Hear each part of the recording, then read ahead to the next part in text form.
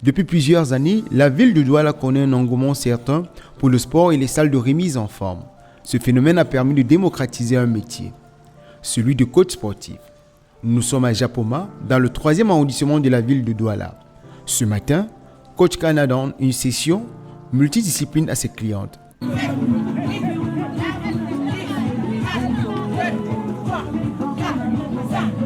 En tant que coach féminin, je peux dire que c'est un atout pour moi. Oui, parce que ça ne court pas les rues d'aller dans certains clubs trouver une dame qui coach. Depuis 13 ans que je fais le sport et je travaille en symbiose avec mon époux.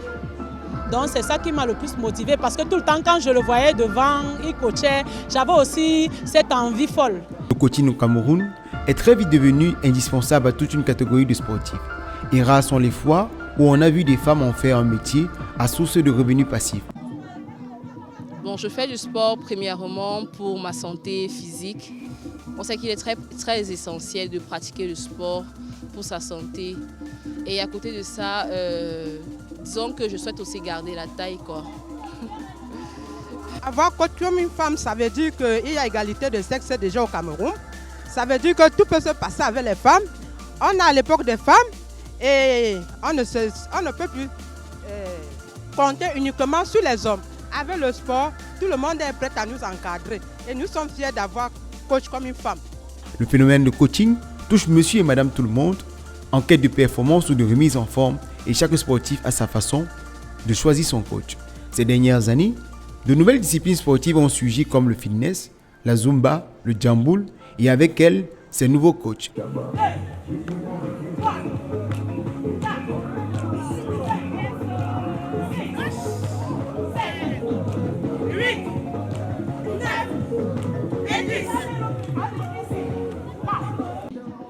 Nous sommes des enseignants d'origine, nous sommes enseignants, donc nous se mettre devant, c'est monnaie courante chez nous, enseigner.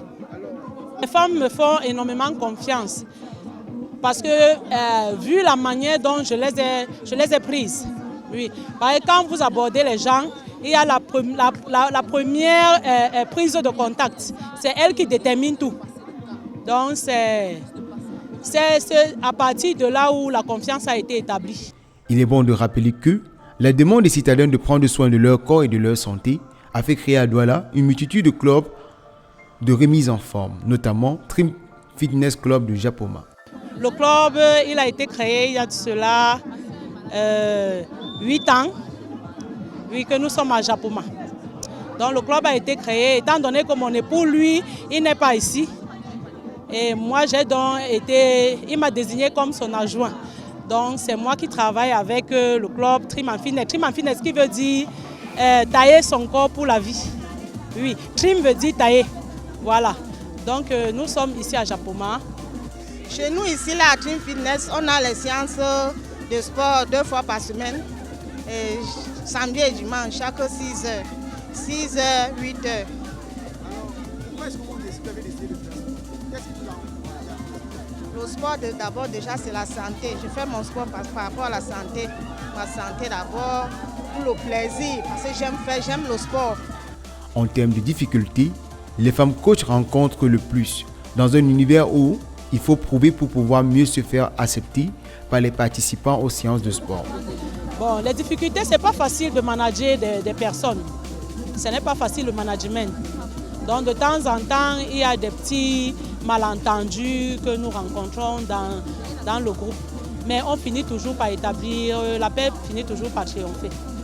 À la base fonctionnaire d'État, notre coach sportive affirme qu'elle ne compte pas sur ses séances de coaching pour vivre ou avoir une rentabilité.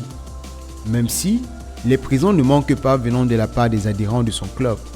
Elle souligne qu'elle fait le sport d'abord papli.